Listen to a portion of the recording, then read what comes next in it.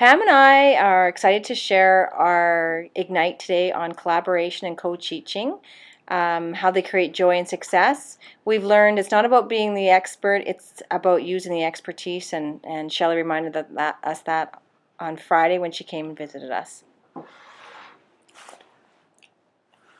So this is what we believe. It used to be, I facilitate thinking, I engage minds, I listen to questions. But now that we've been collaborating and co-teaching for so long, it's always we encourage risk, we support struggle, we cultivate dreams, we learn every day, and we teach. So when you tell people that you work at middle school, this is typically the look that you get. So how do we bring joy to our classrooms at middle school was the question we've been working on. So this is how it usually goes. I'm sitting here thinking, I wonder what I could use to connect to estimation. I send Tammy a text and Tammy says, oh, Price is Right, of course. That would be, or Price is Right would be great. And then I send Janice a text, hey Janice, Price is Right, of course. How does she think of these things? And Janice is like, hey Pam, brilliant. I just don't know how she does it. There's so much value in co-teaching and collaboration, and also in using shared space and redefining space and experiential learning. So do you see here, notice how many adults are in this room for this pumpkin activity? This would be impossible without co-teaching. Co-teaching has brought us so much joy. We even had the chance to do it via Skype with Dr. Elizabeth Ormandy from UBC. Without the help of Janice Mose putting this all together, I would have never had the chance to do this. The use of all the iPads and the different types of technology is all in part due to co-teaching. Here we have some photos of our students engaged in the virtual dissection of a frog with Elizabeth Ormandy from UBC. They're having lots of fun. This activity was made possible thanks to Judith King from Through a Different Lens. We used their iPads, and she also gave us time for co-planning and inquiry. Then we moved on to human body systems inquiry, and here's another great example of collaboration. Devin Burrows helped us with the makerspace, Tammy Kay helped us plan the entire unit, and Laurie Sandham gathered the resources we needed in order to do the student-led inquiry. Next, students get to move into the Tech Ed shop and find their joy building human body systems in a makerspace unit. Again, this was thanks to everyone who had collaborated ahead of time, and as well as the Tech Ed teacher who provided all the materials and the space. And man, was it fun.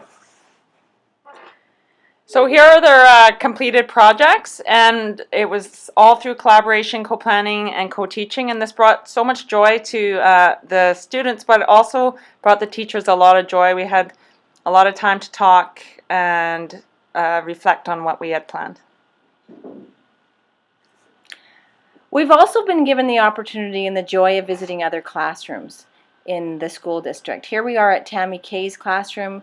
This opportunity provided us with ongoing mentorship, professional growth, and new strategies that we were able to bring back and use with our own class. We had a grade 6 Métis Day planned, and we wanted to do something to allow the students to do some thinking around the Métis beforehand. So we had this great opportunity to provide this provocation where Fiona was able to bring in all of these artifacts for us, and a lot of other people collaborated to talk about how it would look. Can you say fun? This is us bringing in a bouncy castle to our forces unit. Who brings in our bouncy castle to a science class? If you're alone, well, no one. It took 3 of us and more to unload this bouncy castle for the kids to enjoy in the gym. It's so important to use other teachers' expertise and passions.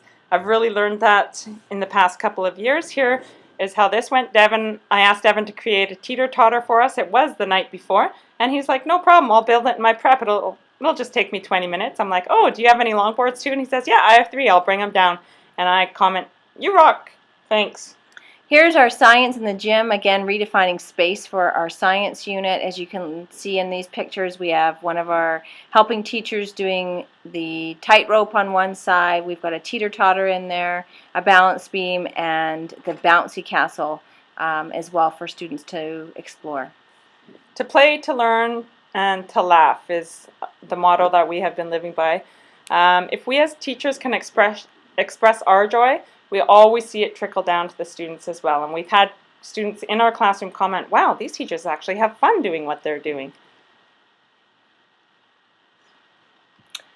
So who would have thought learning about forces could bring so much joy? It brought joy to us, and as you can see here, it brought joy to our students. They are exploring new forces such as momentum, acceleration, deceleration, as well as spring and compression. These are all new ideas in the grade 6 renewed curriculum. This is the iceberg illusion that we love to refer to. The joy and success is in an iceberg. We often see, or people see, the joy and success, but they don't see what comes before that. The dedication, the hard work, the discipline, the sacrifices, the failure, and just being persistent in what you're doing. So for us, the joyous journey continues. Here we are planning our next unit and having fun with it. So joy just doesn't simply happen to us. We choose joy, and we keep choosing joy every day. So it's very important for us always to think about what brings us joy, and is what we're doing bringing us joy, and if not, what can we do differently so that we do have joy in our lives.